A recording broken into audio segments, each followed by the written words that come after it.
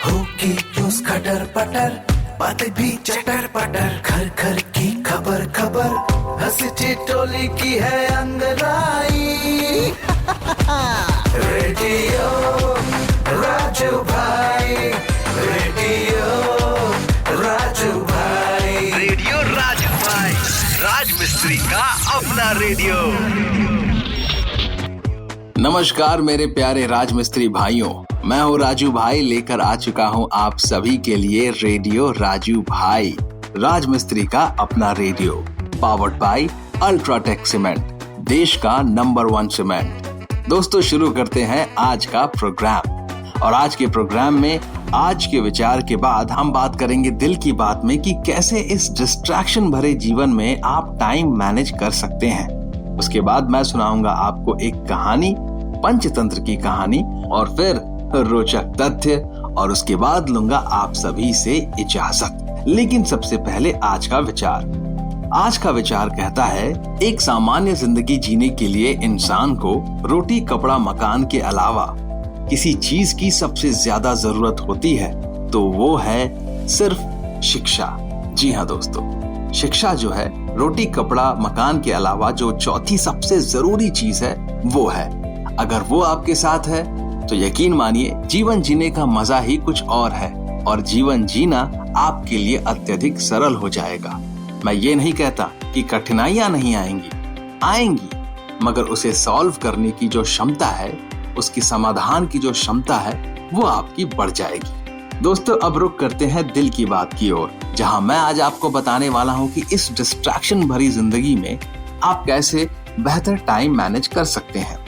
क्या आप अक्सर खुद का फोकस खोते, टालते, या काम पूरा किए बिना एक काम से दूसरे काम पर जाते हुए पाते हैं? अगर ऐसा है तो आपको समय प्रबंधन में दिक्कत आ सकती है, क्योंकि आप आसानी से विचलित हो जाते हैं। सौभाग्य से कुछ रणनीतियां हैं जो आपकी उत्पादकता और दक्षता को बेहतर बनाने में आपकी मदद कर सकती है। साथ ही आपकी खुद की सीखने की शैली और प्राथमिकताओं का सम्मान भी कर सकती है। मैं यहाँ आपको ऐसे 6 सुझाव देने वाला हूँ जिन्हें आप आजमा सकते हैं। नंबर 1, अपने विकर्षणों को पहचानें। अपने समय प्रबंधन को बेहतर बनाने के लिए पहला कदम यह पहचानना है कि आपको सबसे ज्यादा किस चीज से ध्यान भटकता है। क्या यह आपका फोन, सोशल मीडिया, ईमेल, शोर या कुछ और है? एक बार जब आपको पता चल जाता है कि आपका ध्यान किस चीज पर जाता है, तो आप उन्हें कम करने या खत्म करने के उपाय कर सकते हैं। उदाहरण के लिए, आप नोटिफिकेशन बंद कर सकते हैं, कुछ वेबसाइट ब्लॉक कर सकते हैं, हेडफोन का इस्तेमाल कर सकते हैं, या किसी शांत जगह पर काम कर सकते हैं। नंबर 2, स्मार्ट लक्ष्य निर्धारित करें। दूसरा चरण अपने कार्यों और परियोजनाओं के लिए स्मार्ट लक्ष्य निर्धारित करना है। स्मार्ट का अर्थ है विशिष्ट, मापने योग्य, प्राप्त करने योग्य, प्रासंगिक और समयबद्ध। इसका मतलब है कि आपके लक्ष्य स्पष्ट, मात्रात्मक, यथार्थवादी, आपकी प्राथमिकताओं के अनुरूप होने चाहिए और उनकी समय सीमा होनी चाहिए। स्मार्ट लक्ष्य आपको महत्वपूर्ण चीजों पर ध्यान केंद्रित करने, अपनी प्रगति को ट्रैक करने और समय पर काम पूरा करने के लिए प्रेरित करने में मदद कर सकते हैं। नंबर 3, अपने दिन की योजना बनाएं। तीसरा कदम है अपने दिन की योजना पहले से बनाना, अधिमानतः रात से पहले या सुबह। आप अपने कार्यों और शेड्यूल को व्यवस्थित करने के लिए calendar, planner, to do list या ऐप का उपयोग कर सकते हैं। अपने दिन की योजना बनाने से आपको अधिक काम करने से बचने, अपनी ऊर्जा का प्रबंधन करने और प्रत्येक कार्य के लिए पर्याप्त समय आवंटित करने में मदद मिल सकती है। नंबर 4, पोमोडोरो तकनीक का उपयोग करें। चौथा चरण पोमोडोरो तकनीक का उपयोग करना है, जो एक समय प्रबंधन विधि है जो आपके काम को केंद्रित काम और आराम के छोटे अंतराल में विभाजित करती है। मूल विचार 25 मिनट तक काम करना है, फिर 5 मिनट का ब्रेक लेना है और 15 से 30 मिनट का लंबा ब्रेक लेने से पहले इस चक्र को 4 बार दोहराना है। पोमोडोरो तकनीक आपको विलंब से उबरने, एकाग्रता बढ़ाने और मानसिक थकान को कम करने में मदद कर सकती है। 5वां कदम है अपने कार्यों को अपनी सीखने की शैली में मिलाना, या जिस तरह से आप जानकारी को संसाधित करना और बनाए रखना पसंद करते हैं। 4 मुख्य सीखने की शैलियां हैं: दृश्य, श्रवण, गतिज और पढ़ना लिखना। अपनी सीखने की शैली के आधार पर आपको अपने कार्यों को पूरा करने के लिए विभिन्न रणनीतियों से लाभ हो सकता है। उदाहरण के लिए, यदि आप एक दृश्य सीखने वाले हैं तो आप अपने विचारों को व्यवस्थित करने के लिए आरेख, चार्ट या रंगों का उपयोग कर सकते हैं।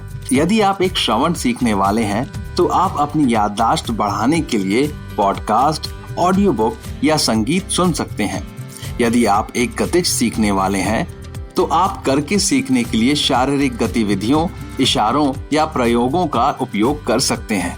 यदि आप पढ़ना लिखना सीखने वाले हैं तो आप अपनी समझ को मजबूत करने के लिए नोट्स, सारांश या रूपरेखा का उपयोग कर सकते हैं। तो दोस्तों, ये थे कुछ तरीके, कुछ विधियां जिससे आप अपना समय अच्छी तरह से मैनेज कर सकें, क्योंकि सिर्फ आपका ही नहीं बल्कि हर इंसान का ध्यान कभी न कभी भटकता जरूर है। और ध्यान भटके तो इसमें बुरा मानने वाली कोई बात नहीं है या निराश होने वाली कोई बात नहीं है, लेकिन ये कला भी आपके अंदर होनी चाहिए कि आप कैसे अपने ध्यान को फिर से एकाग्र करके एकत्रित कर सकें। अब दोस्तों, आगे बढ़ते हैं कहानी की ओर। कहानी का नाम है ब्राह्मण का सपना। एक नगर में एक कंजूस ब्राह्मण रहता था।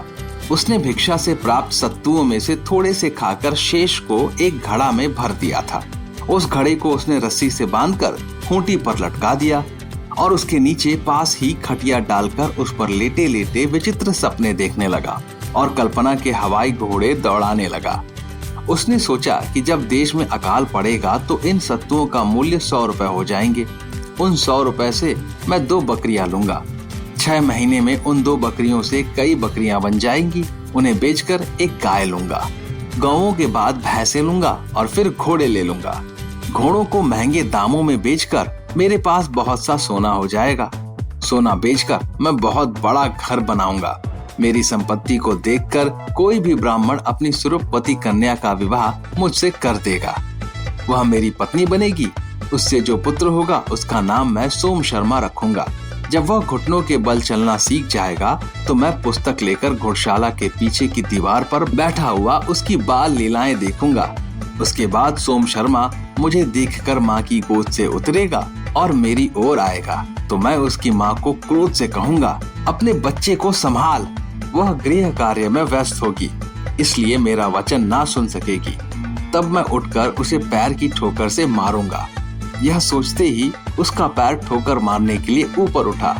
वह ठोकर सत्तू भरे घड़े को लगी। घड़ा चकनाचूर हो गया। कंजूस ब्राह्मण के स्वप्न भी साथ ही चकनाचूर हो गए। तो दोस्तों, इस कहानी से हमें क्या सीख मिली? जीवन में सपना देखना जरूरी है, पर ख्याली पुलाव बनाना गलत बात है। सपनों को हकीकत में बदलने के लिए प्रयास करना जरूरी है। सिर्फ बैठे बैठे अगर आप सपने देखेंगे तो उसे सपने नहीं कहते, उसे ख्याली पुलाव कहते हैं। और जो लोग ख्याली पुलाव बनाते हैं उनका पेट नहीं भरता। और फिर जब उन्हें इस बात का एहसास होता है कि ये सारी चीजें तो सिर्फ एक ख्याली पुलाव थी, तो उन्हें लगता है कि बहुत ज्यादा वक्त बीत गया और उन्हें फिर आघात भी होता है। दोस्तों, अब मैं लेने वाला हूँ इजाजत, लेकिन उससे पहले आप सभी को याद दिला दूं कि मेरे राजमिस्त्री भाइयों, याद रखिए कि केवल अल्ट्राटेक सीमेंट का ही इस्तेमाल करें, क्योंकि बेहतर काम तो बढ़िया नाम। और हाँ दोस्तों, मुझे मालूम है कि आप रोचक तथ्य का इंतजार कर रहे हैं, तो मैं बता दूं कि आज का रोचक तथ्य ये है कि ये जो लेटर ई है ना, ये जो वर्ण ई, ABCDE, ई जो वर्ण है वो अंग्रेजी भाषा में सबसे ज्यादा प्रयोग होने वाला लेटर है, सबसे ज्यादा प्रयोग होने वाला वर्ण है ABCDE। ई जो है 26 वर्णों में सबसे ज्यादा प्रयोग किया जाता है। ये मुझे नहीं पता था, मुझे लगा था शायद ए का इस्तेमाल सबसे ज्यादा होता होगा, लेकिन नहीं, ए नहीं, ई है ये।